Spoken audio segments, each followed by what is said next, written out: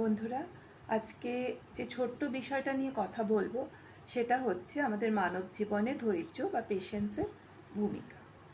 দেখো, একটা ছোট্ট শিশু যখন হাঁটতে শেখে তখনই কিন্তু তার মধ্যে প্রকৃতি তাকে শিক্ষা দেয় যে তোমাকে ধৈর্য ধরে চেষ্টা করতে হবে, তবে তুমি হাঁটাটা শিখবে। দেখবে ছোট ছোট বাচ্চাদের তারা ধৈর্য কি সুন্দরভাবে ধরে হাঁটাটা কিন্তু ঠিক শিখেই নেয়। কিন্তু আমরা বড়রা কথাবার্তার মধ্যে, প্রত্যেকটা আলোচনার মধ্যে ধৈর্য হারিয়ে ফেলছি। একটা মানুষের কথা না বুঝে হঠাৎ করে তার উপর রেগে আজকাল তাকে হয়তো আঘাত করে বসছে। এই বিষয়গুলো কি ঠিক? ধৈর্য তুমি যখনই হারাবে সেটা কিন্তু তোমার জীবনের পক্ষেই হানিকর। কারণ তোমার রাগ অতিরিক্ত বাড়লে তুমি মানুষকে এমন মেরে দিচ্ছ সে হয়তো মারাই যাচ্ছে আঘাতে। কিংবা তুমি রাগ বা ধৈর্যহীনতার কারণে অনেক খারাপ কাজ করে ফেলছো, যেটা হয়তো আদতে তুমি করতে চাও না। তো এই তোমার জীবনটা অনেক সময় নষ্ট হয়ে যাচ্ছে এই ধৈর্য ধারণ না করার কারণে।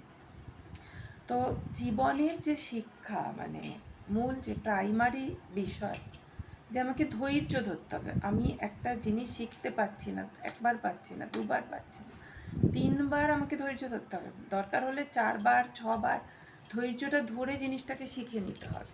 স্টুডেন্টসদের মধ্যেও প্রচুর আছে, তাদের ধৈর্য এখন কমে যাচ্ছে। এবং যারা গার্জিয়ান বা যারা বড় মানুষ, তাদেরও ধৈর্য কমে যাচ্ছে।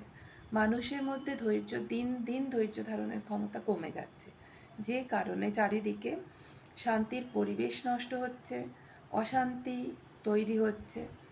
তো ধৈর্য যদি প্রত্যেকটা মানুষ তার মধ্যে ধারণ করতে পারে, এবং এই গুণটা একদিনেই রপ্ত করা সম্ভব না, তোমাকে প্রতিদিন নিজের আচার আচরণ, নিজের কথাবার্তার মধ্যে ধৈর্য ধারণ করাটাও অভ্যেস করতে হবে।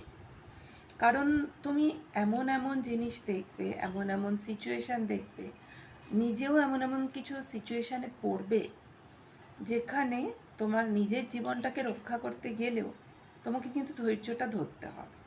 তো নিজের জীবন ধারণের জন্য প্রাথমিকভাবেই ধৈর্য ধরতে হবে। যেখানে গীতায় শ্রীকৃষ্ণ এই কথাটা বলেছেন যে ধৈর্য আমাদের জীবনের প্রত্যেকটা গুণের মধ্যে একটা প্রধান গুণ।